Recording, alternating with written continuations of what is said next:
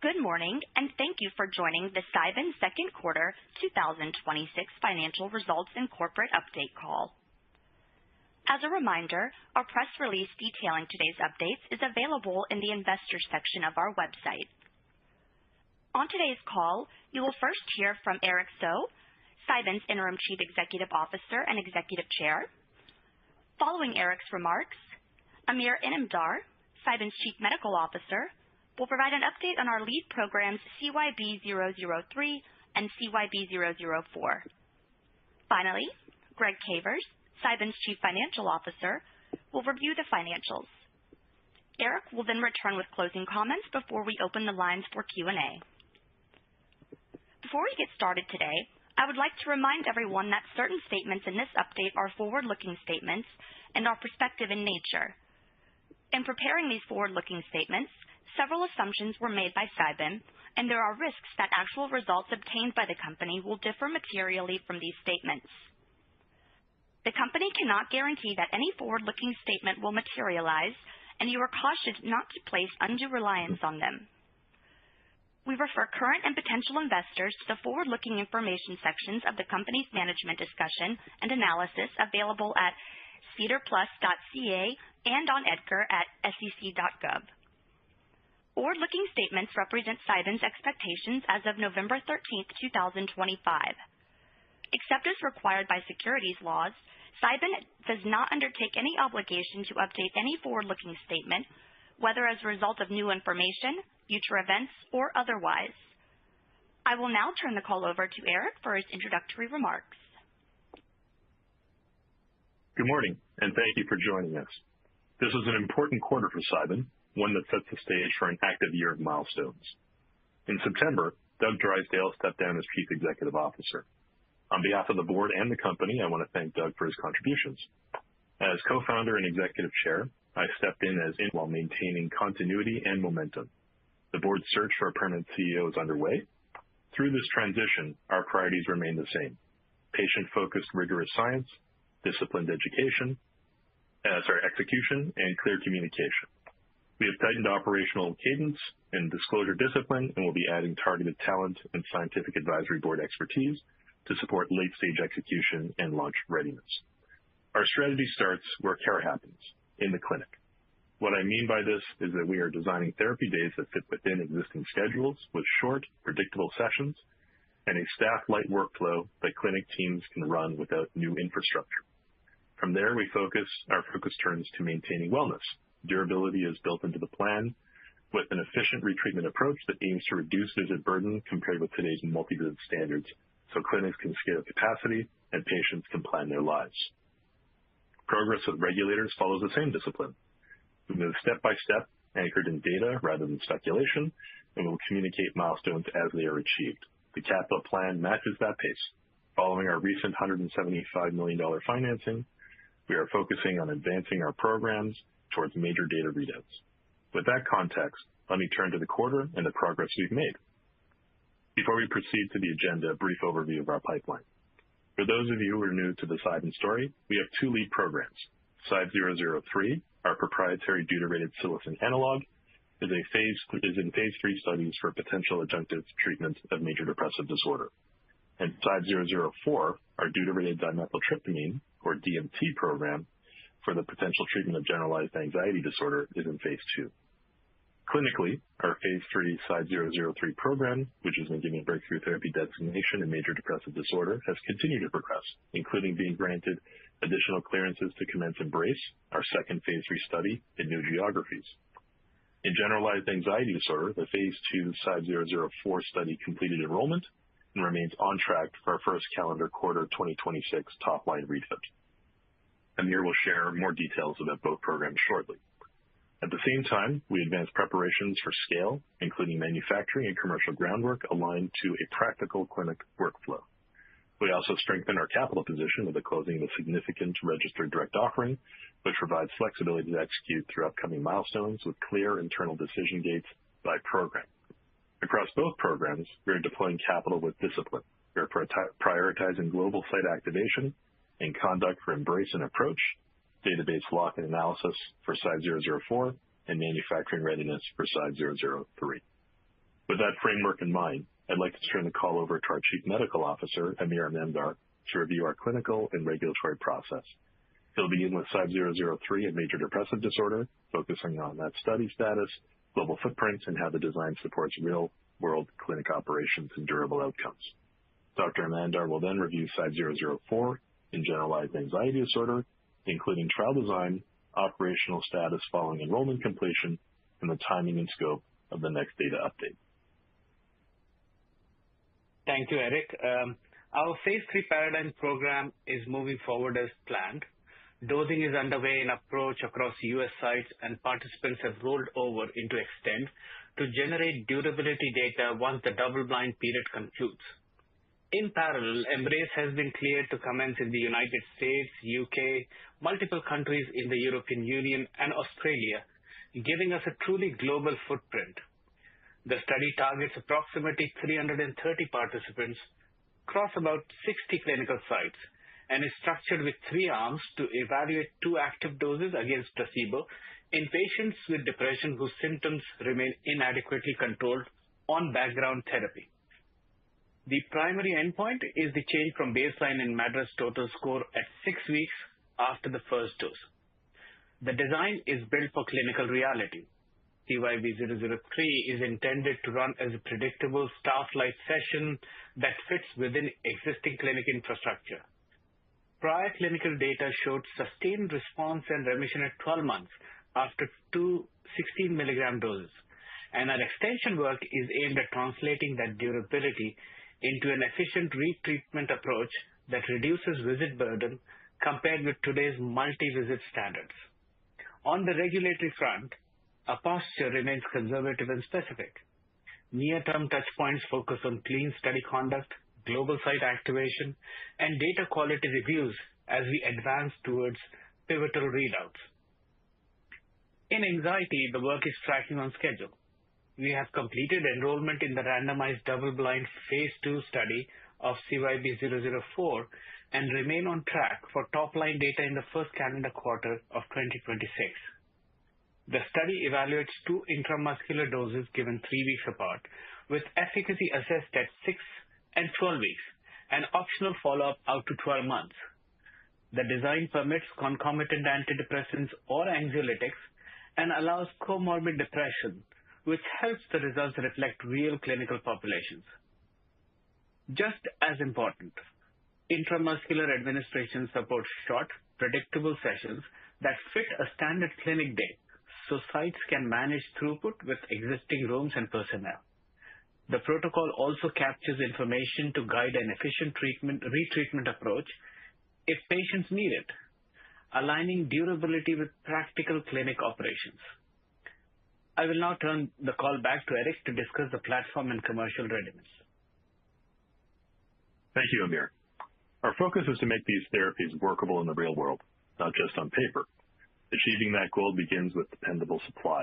With Thermo Fisher in place for both drug substance and capsule drug product in the United States, we have a manufacturing footprint sized for phase 3 and commercialization, which gives sites the predictability to plan therapy days within their existing 4 walls. From there, we extend into the clinic. Through our partnership with Osmind, we have access to a broad network of psychiatric practices, point-of-care software, and real-world data, so clinics can map out our protocols onto the schedules they already run. Staggered starts, defined observation windows, and clear rule definitions are intended to support predictable session scheduling within existing rooms and teams without requiring new infrastructure. Throughput only matters if the session itself is practical. CYB003 is designed to live inside a standard interventional psychiatry day, offering predictable timing for patients and staff. CYB004, delivered intramuscularly, targets a brief in-clinic experience that simplifies room turnover and staffing compared with all-day alternatives. The combination is intentional. One program suited to establish clinic rhythms, another built for speed and simplicity, both aiming to raise capacity without raising complexity. Durability is the other half of practicality. Phase 2 CYB003 data showed sustained response and remission at 12 months after just 2 doses. And our extension work is there to translate that durability into an efficient retreatment approach. The goal is fewer visits and more efficient planning for clinics and payers alike, with clear criteria for when patients should return, how long a session should take, and how that fits across a full clinic day. We're advancing this platform with a conservative regulatory posture and a disciplined capital plan. Underpinning it all is steady leadership. We manage the CEO transition in an orderly way. The permanent CEO search is active, and our governance cadence and disclosure discipline keep the organization aligned as we execute towards the next two major data events. Before I turn the call over to Greg Cavers, our CFO, let me touch on our capital structure. Last month, we closed a registered direct offering with participation from prominent institutional healthcare investors. The structure paired common shares with pre-funded warrants with a partial warrant, aligning capital to near-term objectives and giving us the flexibility to execute. As noted earlier, this was an important step for Cybin. The financing provides the resource to advance our ongoing phase 2 and phase 3 trials towards key data readouts. We have used a portion of the net proceeds from the financing to repay the outstanding convertible debentures to High Trail. For the avoidance of any doubt, this debt has been fully retired in full. We believe that participation from such high-quality institutions in the financing reflects confidence in our science, our programs, and our ability to deliver. I'd like to take this opportunity to thank our new investors, as well as existing shareholders and investors, for their continued support of our mission. We could not be happier with the partners that came into this financing and all prior financings that drive our programs forward. Capital deployment is paced to measurable milestones. For CYB003, funds support global phase 3 execution and manufacturing readiness, so sites have reliable supply and predictable therapy days. For CYB004, resources move to database lock, protocol-specified analyses, and operational lift to top line. Corporate use remains limited and targeted. The plan bridges us to the next two major data events while preserving flexibility. From the path, we will adjust with discipline and continue to communicate clearly about our progress and next steps. I will then hand it off to Greg Cavers, our CFO, to walk through our second quarter financial results. Thank you, Eric. During the quarter, cash-based operating expenses consisting of research, general and administrative costs totaled $28.5 million for the quarter ended September 30th, 2025, compared to $18.2 million in the same period last year.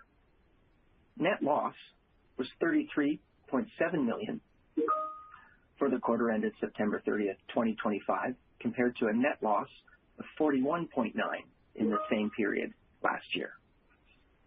Cash flows used in operating activities were $34.5 million for the quarter ended September 30th, 2025, again compared to $19.1 million in the same period last year.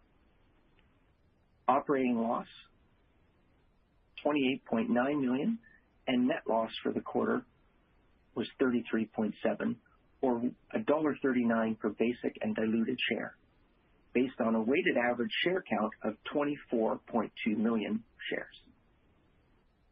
We ended the quarter with cash equivalents, and investments of $83.8 million. Subsequent to quarter end, we closed a financing of $175 million, which together with our quarter end balance provides flexibility to execute our plan. We continue to allocate capital to measurable milestones, and corporate uses remain limited and targeted. Based on our current operating plan, we expect our cash resources to fund key data readouts in 2026 and fund operations into 2027. I will now hand it back over to Eric for closing remarks. Thank you, Greg. In the quarters ahead, our focus is execution against measurable milestones across the business. For CYB003, we will continue dosing and approach and expand embrace site activation across clear geographies, keeping study conduct and data quality at the center of the plan as we progress towards a phase 3 top line in Q4 of 2026. For CYB004, the path runs through database lock, protocol-specified analyses, and preparation of a clear top-line package in the first quarter of 2026. In parallel, we will advance commercial and manufacturing readiness so sites have reliable supply and a practical clinic day model as data matures, and we will continue to pace investment to milestones. This forward plan also includes leadership. The CEO search is active and progressing. and will provide an update when there is news. Day-to-day execution remains stable under the current structure, with operating cadence and disclosure discipline intact. Taken together, clinical progress, measured capital deployment, commercial preparation, and leadership continuity position the company to navigate the next two data events and the steps that follow. To summarize, we have executed through a leadership transition, advanced our late-stage programs, strengthened the balance sheet, and prepared for scale with a model built for clinical reality.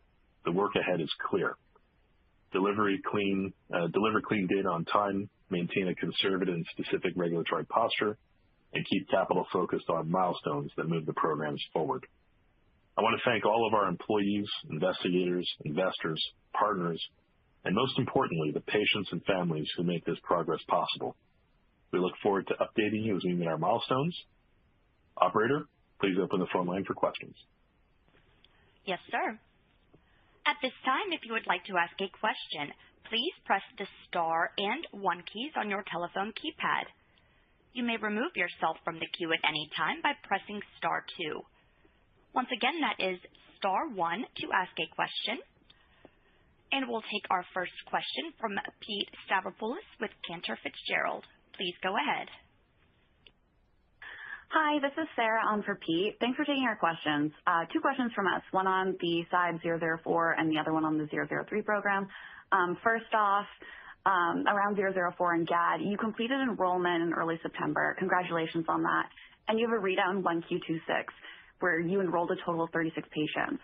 What would you like to see from this study that would give you confidence to move forward into P3s? Is it statistical significance on the primary endpoint? Is it directional data suggesting improvement sufficient?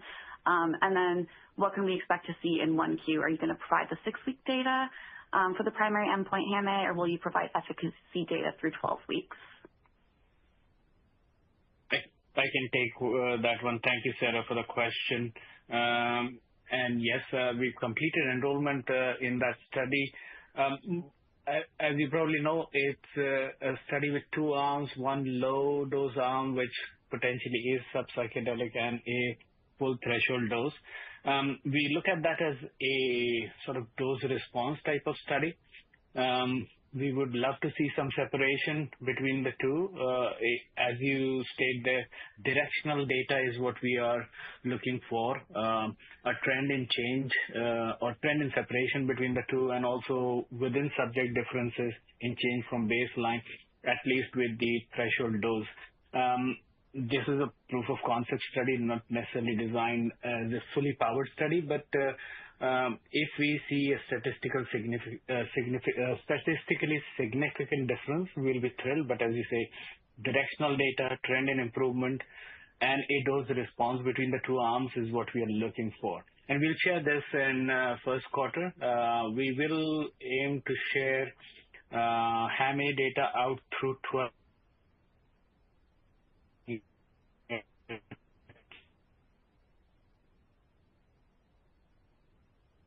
Awesome, thanks. And then one more question from me.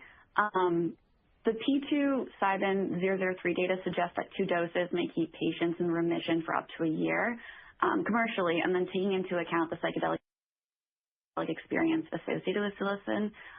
What do you see as the minimum durability threshold needed to compete with Spravato?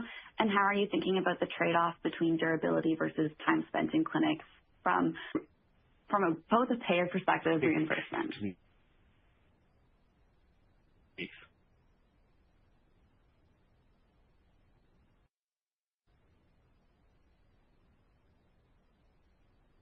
Okay. One moment, please, while we reconnect Dr. Amir.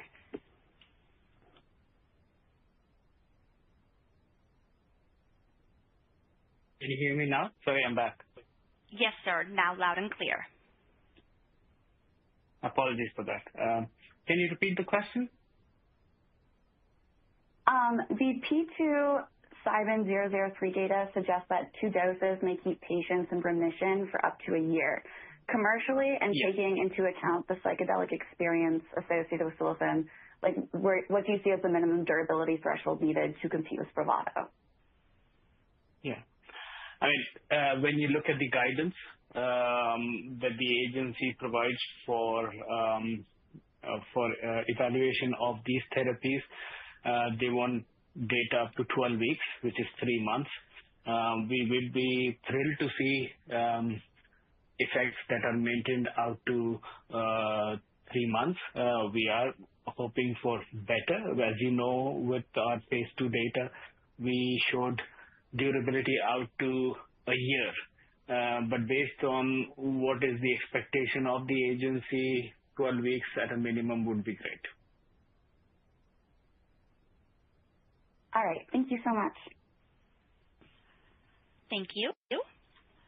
Our next question will come from Patrick Trucchio with H.C. Wainwright. Please go ahead. Thanks. Good morning, and congrats on all the progress. I just wanted to get a clarification on the CYB4 program, just in terms of what we should expect as far as statistical powering and the definition of clinically meaningful HAM-A improvement. And then separately, I'm just wondering for CYB3, what operational milestones remain to complete enrollment and approach, and are site activations tracking the plan?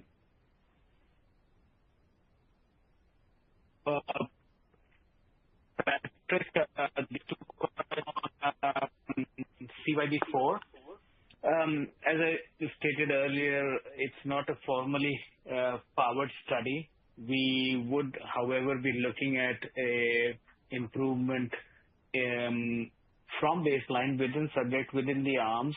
A clinically meaningful effect would be somewhere around 4 to 5 points on the HAM-A. A trend to difference between the two arms would be important as well, because we want to look at some dose response between the two arms. Study in the sense that it's not a pivotal study, though statistical significance would be amazing. You had a question on CYB3 as well. CYB3 is tracking as to plan. So we remain on target to complete enrollment by mid of next year and deliver top-line data by the end of next year. Great. And if I could, just a separate question on, as these programs are, advancing into later stage and are in late stage development, I'm just wondering what has been your engagement with payers at this stage, and, B3 and CYB4, and as well with the product profile that's emerging for both of these compounds, how you would expect positioning of them in the market relative to what's already available, in TRD with Spravato, given that this is, with CYB3, we're looking at MDD, CYB4, GAD. But I'm just wondering how you're thinking about, this early payer engagement and as well the product profile positioning against, both compounds available, but also those that are in development. Hi, thanks for that, Patrick. I'll take this one. So, as you might imagine at this stage, it's a little bit early, but payer engagement, of course, has begun. Commenting further, I guess, on how that develops and how ultimately with Spravato you could compare to the commercial market.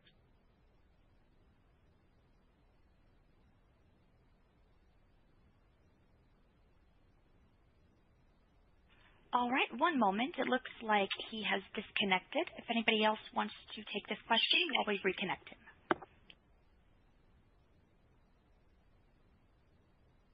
So while George is dialing back in, so we have been doing some preliminary market research, but as George reiterated, it is a bit early at least for CYB4. And both the programs, we see them fitting into what is emerging now as an interventional psychiatry paradigm, which really has been spearheaded with Spravato, creating the infrastructure out there. We see these as intermittent treatments that will fit right into that model, where patients come in for treatment on an intermittent basis, have the treatment in the clinic, and then return for their additional dosing as and when necessary. The infrastructure is there, and we believe with the GAD for CYB4 and with adjunctive and inadequate responders for CYB3, those kind of address the spectrum of the most burdensome or most resource-intensive patients that you typically see in a psychiatry practice.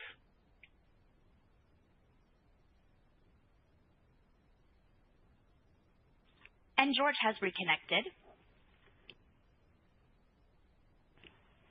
All right, thank you. You covered it well. Thank you. We'll go to the next question from Jim Malloy with Alliance Global Partners. Please go ahead. Hello, this is Laura Sierra on for Jim Malloy.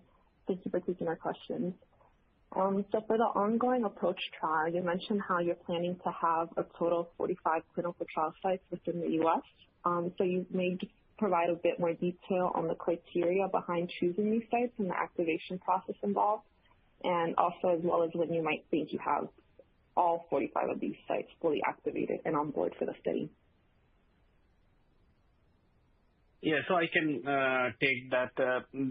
So we are using a mixture of sites that are experienced in clinical trials and a smaller proportion of sites that are less experienced in psychiatry trials. We also have a mixture of sites that are experienced in conducting trials with psychedelics. And then there are other sites that we have included that are experienced in CNS trials in general, but not necessarily psychedelics. As you can imagine, with the number of clinical trials ongoing right now in psychedelics, there's, of course, competition for resources at sites, and we've been very careful in selecting sites that, one, either have a proven track record of delivering high-quality data, or have if they're not experienced in psychedelics, they have the necessary experience and expertise in the psychiatry space in general in other trials, and we are confident that they will deliver good quality data. You referred to the number of sites. Yes, we've got 45 sites selected for this study. Virtually all of them are onboarded by now. What's important is with the number of sites that we have activated, we still remain on track to deliver or complete enrollment by mid of next year with top-line data by the end of the year. Great, thank you. And then also, I know the current focus right now is on the CYB003 and the 004 programs, but can you just provide a bit more color on the preclinical 005 program, maybe just on the status of the preclinical studies and any potential partnership opportunities that you may be in discussions with? Yeah, for CYB005, we are doing a number of preclinical profiling studies to characterize the receptor profile, the brain penetration, as well as the primary and secondary pharmacodynamics with a range of compounds in that class, which we believe would be well suited to actually treat some of the neuropsychiatric conditions where there is significant unmet need. So that work is ongoing, and when there is information to share with the market, we will do so. Understood. Thank you for taking the question. Thank you. Our next question will come from Eddie Hickman with Guggenheim. Please go ahead. Good morning. Thank you for taking my question. Congrats on all the progress. Just two for me. How much visibility do you have into the blinded baseline patient characteristic data from the APPROACH study? And can you talk at all about how this patient population will differ from a TRD population as it relates to baseline? And secondly, what agreement do you have with the FDA related to the safety database for 003 and what you'll need to provide in regulatory filing? Is there a minimum number of retreatments per year needed in Extend? Thank you. Yeah. I missed.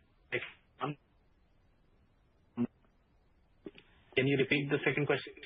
Can you? Dr. Amir, you're cutting in and out. All right, please stand by while we reconnect Dr. Amir. Yes. Can you hear me now? Yes, sir. Now yes, we I can hear you. Sorry, do you mind Eddie repeating that question? Yeah, so I was asking, the first question is, how much visibility do you have into the blinded baseline patient characteristic data from the approach study, and how this population may differ from a TRD population? And then on the safety database, what you'll need in a regulatory filing, is there a minimum number of retreatments per year needed in the EXTEND trial? Thanks. Yes, thank you. The safety, as the trial is ongoing, the data is blinded. We are performing checks as necessary or as possible with blinded data, which essentially are quality checks in a blinded manner. And since this is a pivotal trial, we are, of course, being very careful with the data. There are other checks built into the database, which ensures that there are any flags with respect to data quality. They are raised to us immediately if there is a reason for concern. So far, we haven't had anything flagged in the database. So we are confident that the data quality is being maintained. In terms of how this is different from the TRD population, so this group of patients is earlier in the treatment cycle. So these are patients who are inadequately responding, and they may have failed one treatment, or they may have failed one and been on their second treatment, but not adequately responding, but not fully failed. So they are not that 1/3 of the patient population that remains after multiple treatment trials. So it's about 2/3 of, if you think of the depression population as a whole, this is the first 2/3 of those patients in the treatment cycle, whereas TRD would be the last 2/3 left after multiple treatment cycles. In terms of ends, or safety database, the safety database really is a function of the frequency of administration. Given that this is an intermittent treatment, what we have discussed with the agency as part of our BTD discussions is that the data that we will provide to them, the numbers that we will provide to them across the 3 studies would be sufficient to support an NDA. But of course, again, it depends on what we find out in the long-term extension study with respect to treatment frequency. Great. Thank you so much. Sure. Thank you. Our next question will come from Elemer Piros with Lucid Capital Partners. Please go ahead. Yes, thank you. I just wanted to get maybe just one tiny detail on the loan repayment. If you could clarify how much was repaid and what was the prepayment penalty or the early repayment fees. Thank you. Yes, we repaid High Trail $20 million, and the repayment fee ended up being 10%. 10%. So it wasn't a $50 million loan? The loan, yes, the loan was structured as a convertible debt, and they had converted the other $30 million, approximately. They converted the other. Okay. Well, that's all, and thank you so much. You're very welcome. Thank you. Our next question will come from Sumant Kulkarni with Canaccord Genuity. Please go ahead. Good morning. Nice to see the progress, and thanks for taking our questions. I have 3. On CYB003, during your pivotal trial program, how important is it that patients remain compliant with their background antidepressant use?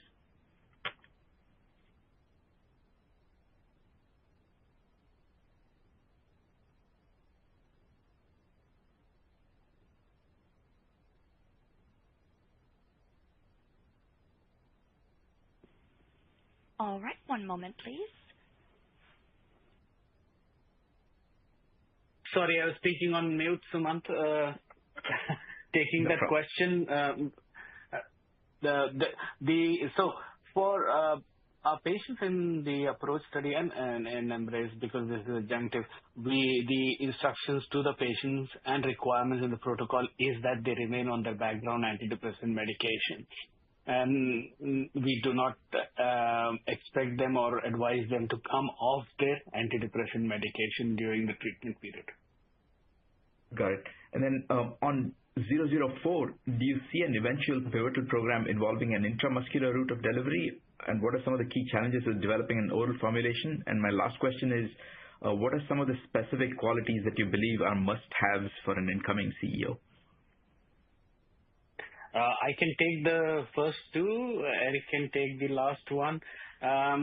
So right now, yes, intramuscular is the route of administration that we plan to progress in phase 3. It's a very convenient form of administration, which also gives us what we need in terms of the plasma exposures and the acute experience, which cannot be achieved with something like oral. With oral, the elimination is pretty rapid, and DMT or CYB4 does not reach the plasma PK levels, the threshold that is necessary for a breakthrough experience, which as we know, is necessary for therapeutic efficacy. That we are achieving with intramuscular. It's well tolerated, so that is what we are going to take into phase 3. And maybe I can also add in there that the intramuscular route is one that, as we are aware from our market research with the interventional psychiatry clinics, is one that is also being used currently by interventional psychiatrists administering ketamine. And so that gives us some confidence that it is a route that will reach adoption in the market when launched. And with regard to your question regarding CEO qualities, I mean, obviously, we've been at it for only about 8 weeks right now. The board is, spearheading that process. And at the moment, we're looking for the qualities that this company and its shareholders deserve. A successful steward of capital that investors can feel confident in, someone that has executed in the past, bringing a novel drug to market, ideally through commercialization. An individual that has, transacted and dealt with big pharma in the past as well. These are all table stakes for us and the next individual that will be sitting in the chair. Got it. Thank you. Thank you. At this time, there are no further questions in the queue, so I'd like to turn the call back over to Eric for any additional or closing remarks. No further remarks. I just want to thank everybody for attending the call today. It's been a very exciting time for Cybin, and we look forward to delivering some fantastic updates for everybody in the future. Thank you all for your support. Thank you, ladies and gentlemen. This does conclude today's program, and we appreciate your participation. You may disconnect at any time.